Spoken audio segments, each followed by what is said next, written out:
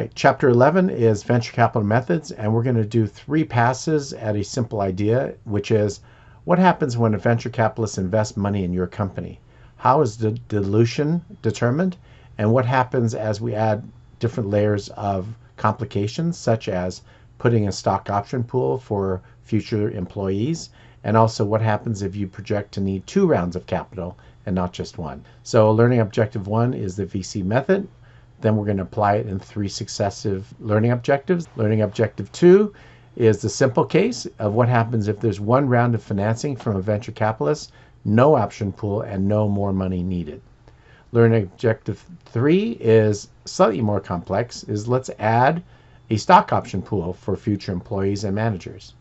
And LO4 is cap table with 2 rounds of financing and also an option. At a high level, this is what we're going to do. We're going to say there are only 2 cash flow events for a venture capitalist. First is we put money in the beginning. That's a T0 negative cash flow. And then there's a liquidity event. At some point there's an IPO or mergers and acquisition transaction, in which case they get money. So the VC gets money.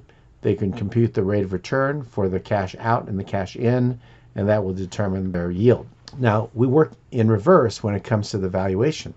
The VC projects what is the expected value of this enterprise and their share, and how much are they putting in.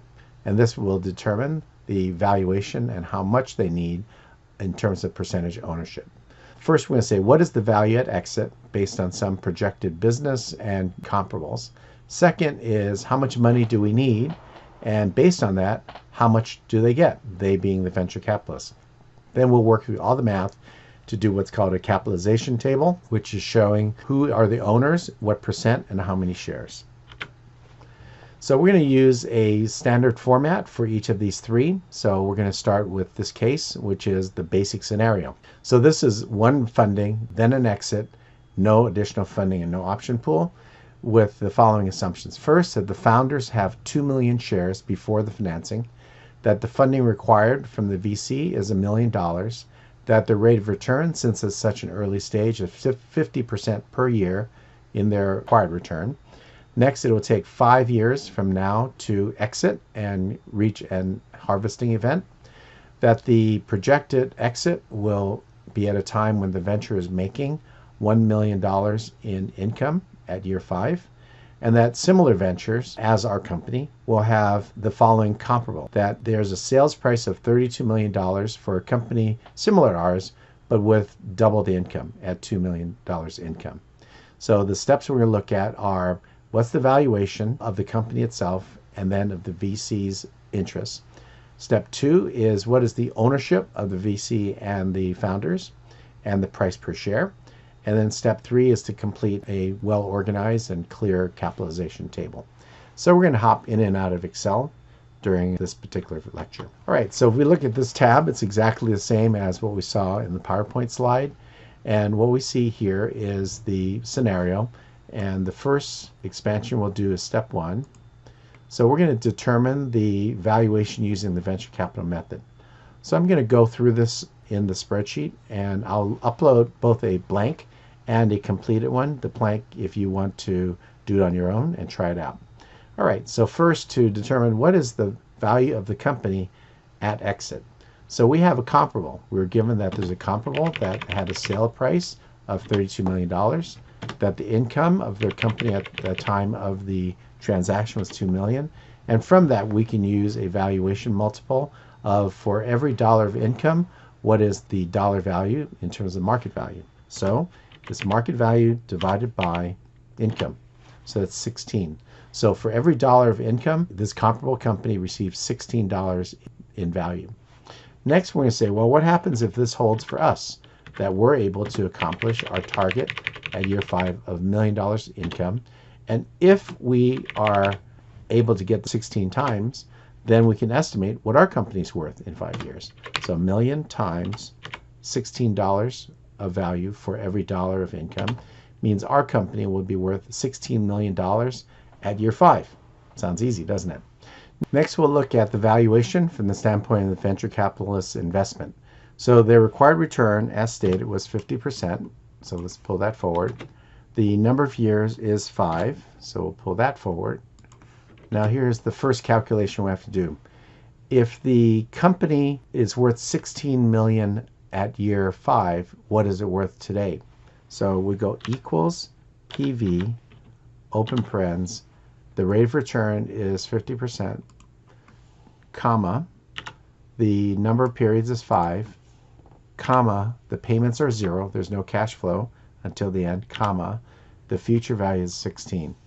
So when we do that calculation, we see that the company is worth $2.1 million today, right? So that's the first step.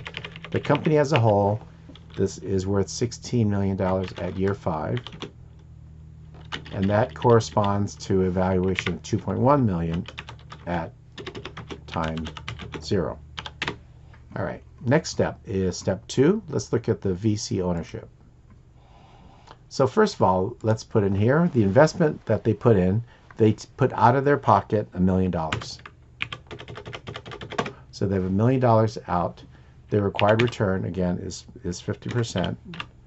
Their years are 5, and the future value of what that's worth, or what that needs to be worth to make it worth their while at 50%, is a future value calculation. So plus FV, open parens, the rate is 50%, comma, the number of periods is 5, comma, payments are 0, comma, the PV is investment of $1 million, so that is worth $7.5 million at exit. So when we look at the total value of the company, the percentage ownership is $7 million divided by the value of the company at exit, which is $16 million. So they need to own 47.46% of the company. Just working backwards, it would be like they buy stock and they own 47.46% of the company. At year 5, when we sell this company for $16 million, they get 47% of $16 million, which is this number, which corresponds to them earning a yield of 50% for 5 years on $1 million, right? So that's kind of forward and backwards to show how it all works. So the venture capitalist ownership will be, in this case, 47%, and they will have total valuation of $7 million. All right. The option pool at this point is 0. We'll loosen that constraint next example. And the founders will own the difference. So they will own 52.5391% of the company. So 47 for the venture capitalists, and let's just make it simpler, 52.54 for the founders of the company. All right, so that's the percentages. Now we have to figure out the number of shares.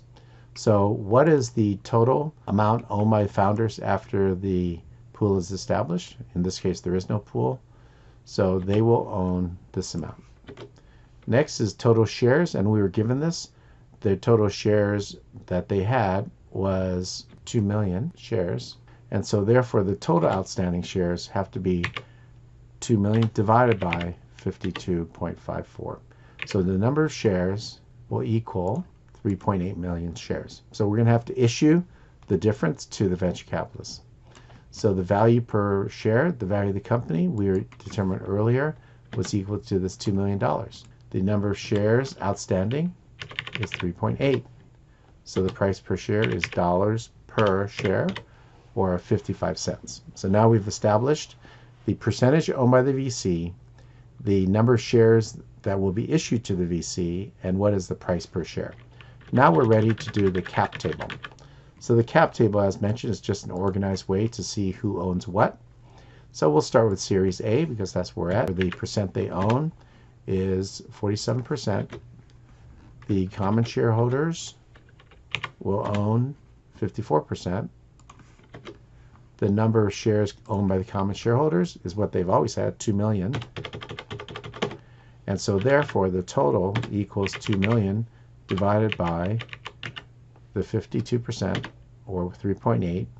And so the number of shares owned by the VC is their percent times the total shares. And just to round this out, we'll do a sum command equals sum. You can almost see that equals 100%. So we're good. Now, on a dollar basis, the price per share we just established here is 55 cents. And that's true for everybody because at that moment, everyone has the same stock. So at this financing, 55 cents per share. The dollar value corresponding to the shares from the VC, we know the answer, but let's do it as a check. 55 cents per share times this number of shares. What should it be? $1 million. Thank God it is. So that's what they get for their $1 million. At 55 cents a share, they will get 1.8 million shares for their $1 million. For the founders, same dollars per share times 2 million. And so it's 1,000,001. And so the total value equals sum is what we determined previously, the 2.1 million number. Okay, so that's the first step. Hopefully that was very straightforward. What we're going to be doing is using this format, and we'll watch what happens as things evolve in this cap table. We're going to be adding first the option pool, so we're going to add shares for them. Then we're going to assume that we need 2 rounds of financing and add what they get. And guess who it comes out of? The entrepreneur.